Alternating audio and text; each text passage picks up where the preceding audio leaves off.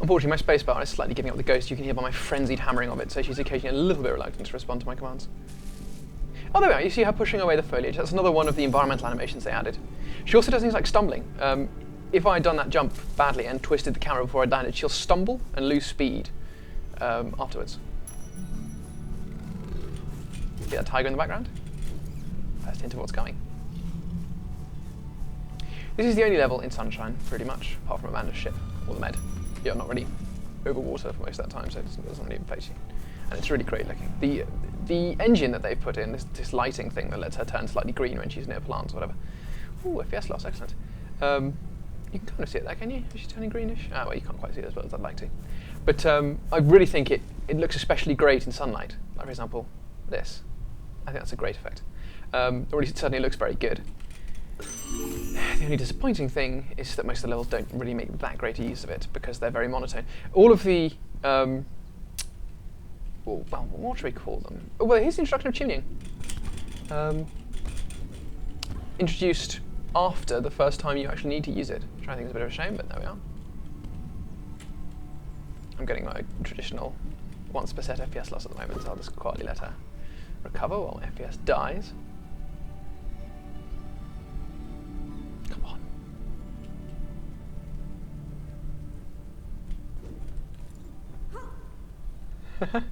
Going in slow motion. Now the music skipped out. Come on! It is absurd that I have to suffer the vagaries of my computer at every step. Although I have finally slayed the gremlin of delayed audio, much to my eternal delight. But seemingly not the problem of slow down. Ah, there we are, back up to 30 consistent. Well done, old girl. You made it round. Up we go.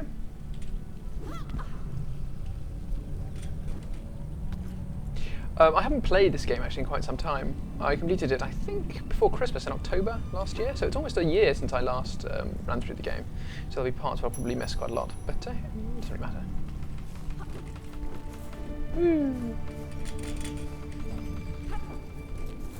What is gymnastics? And here we are. A little bit of micro-scoring to represent that we've come across some really nice looking Hindu architecture. That kind of stacking that you see up top is very typical Hindu architecture, and this is in fact nominally a Hindu area, although later on it turns into the rather boring Atlantean stuff, but whatever, we can deal with the Hindu for now.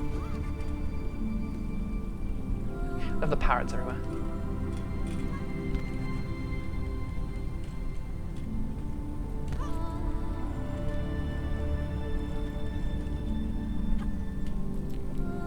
I really did like this particular section of the level as we climbed down here, because I thought it was quite...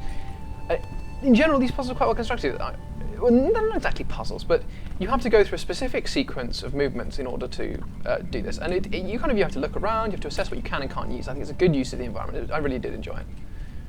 Well, that bit at the end, I'd often lose health because I just dropped too early and died. Nice little thing. They've been giving us an awful lot of these health kits before any bad guys have shown up. That's probably a sign of something. If you were to drop down here and immediately have a quick look around, just say, oh, what's here?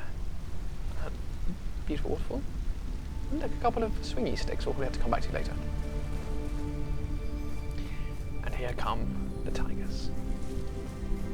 You can actually see them in the background there. There we are. Hello. Introductory cutscenes.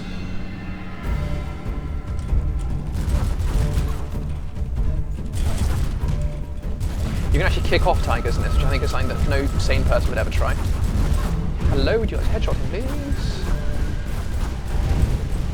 Well, what the hell, they died, but I'm not quite sure by whose agency. There should be a third one. I'm sure of it. There you are, old boy. I'll just go straight up slow mode. Headshot button, thing with reluctance. These are great, they're great for slow mode Uzis because they shoot so fast. So I lost very little adrenaline doing that. But then it always fades away, of course, just to be a dick. Anyway, actually, I'll show you some quite cool things. One of the nice things about this is if you've got your guns out and you, for example, run towards this wall, you don't have to press space, you'll automatically hurdle it. If I want her to then go over this, I can press space and she'll do that. She also does a different kind, depending on the height, she'll do different kinds of crossing over. Although I can't remember, you can get to do quite interesting ones for these.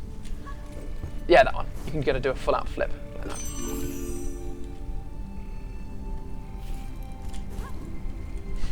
It's enjoyable. But it's good. I mean, if there were any fights where you actually needed to do that over walls, it'd be great. But sadly, the problem with introducing all these cool little gymnastic flips and so forth is unless you give the player a reason to use them beyond merely looking cool, they merely end up being fluff. I mean, cool fluff, but fluff nonetheless. And that for me is a slight disappointment, because I really do think that with the emphasis on the athleticism of this character, even going to the point of actually getting a really good gymnast to be motion captured for your actions, it would seem to be that there would be more emphasis on gymnastics rather than simply climbing. Because the thing is that the climbing in this is very utilitarian. Most of this stuff can be solved without knowledge of any of the bar gymnastics or anything. So it is really just there for people to go, oh, look, she can do gymnastics.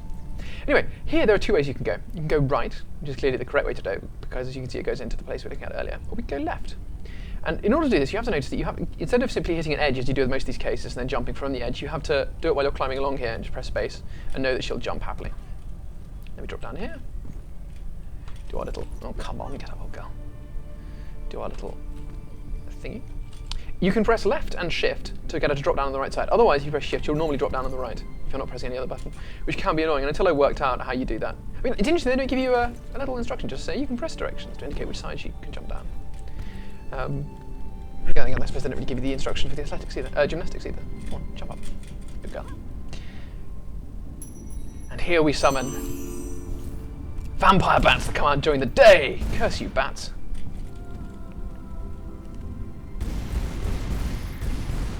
Wherein her new ability to fire while clinging on one hand really comes in handy. There are actually quite a lot of fights in this that you can trivialise by doing that, including some against spiders. No more? Okay. It's such a fantastic looking game.